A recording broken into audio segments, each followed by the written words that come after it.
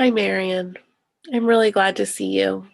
This was a hard week and a scary week, and I'm grateful for the time we have together on Sunday mornings. Me too. I get a lot of comfort from Sundays, especially when the world is confusing and scary. Fortunately, it's time to light our chalice. Kat, will you say our words for us? And you can light your chalice at home too.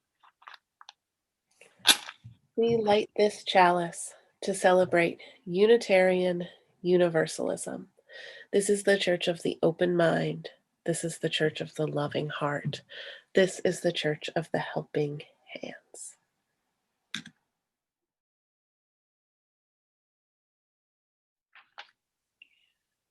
Remember, we're learning a new hymn this month. We watched it last week. Should we give it a try? Sure. It starts with snapping and clapping, which is not my strong suit. But you can try it with us.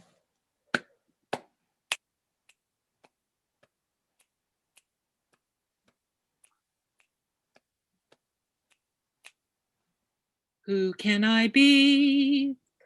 Who can I be? What can I see? What can I see? In this great world, In this great world, who could be free? who could be free? What will I build? What will I build? What will I find? What will I find? My story begins My story begins inside my mind, inside my mind, in in my my imagination. imagination.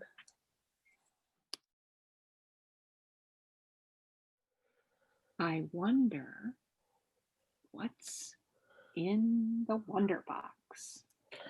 I can't imagine what it could be.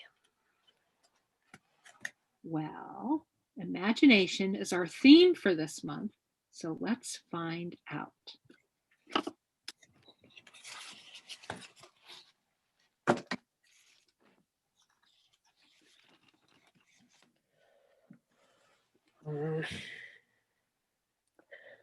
I know exactly what these are. Yeah, masks. We wear these every day.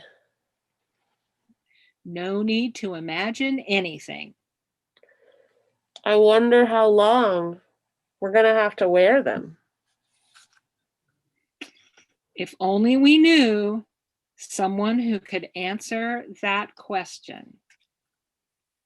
Yeah, like an epidemiologist. Or Sam and Lillian's dad.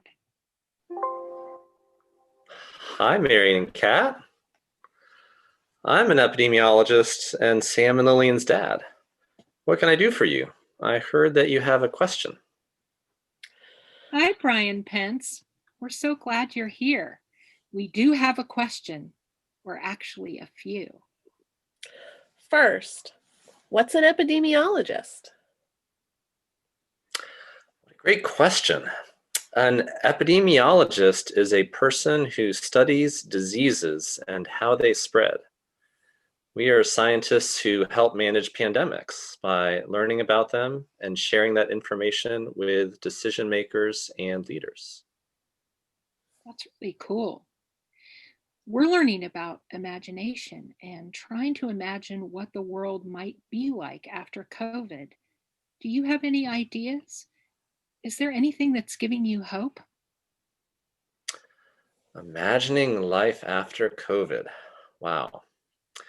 Well, I imagine that we will all be really happy to be able to get back to doing the things that we used to do, like seeing our friends and family in person, seeing each other at church, going back to school. Um, in terms of what is giving me hope, it gives me hope how much we already have learned about this pandemic and how to keep ourselves safe, like wearing masks when we're not in our house, staying distant from other people, and washing our hands. Also, recently people have begun receiving the vaccine against COVID. And that really makes me hopeful that someday we will be past this pandemic. Yeah. Seeing people getting vaccinated, especially people in our church community, makes me feel hopeful that someday we will all be able to be together at church again.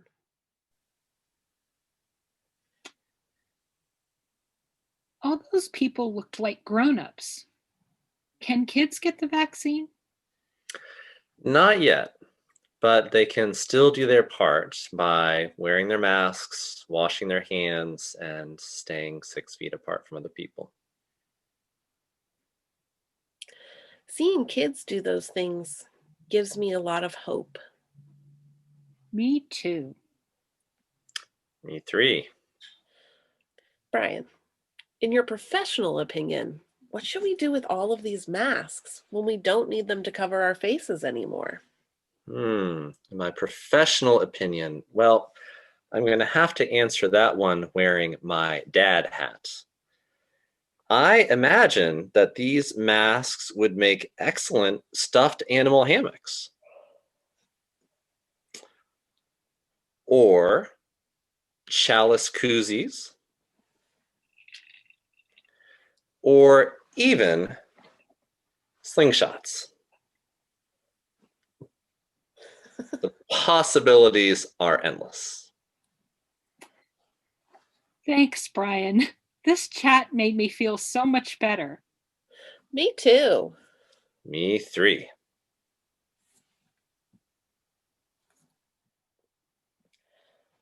I wonder if we can extinguish our chalice through our masks.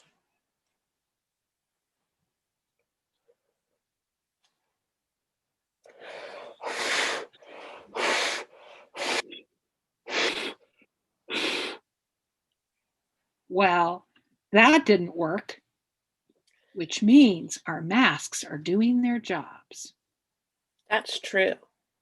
And thanks to all the kids watching this virtual worship for doing your job to make the world better.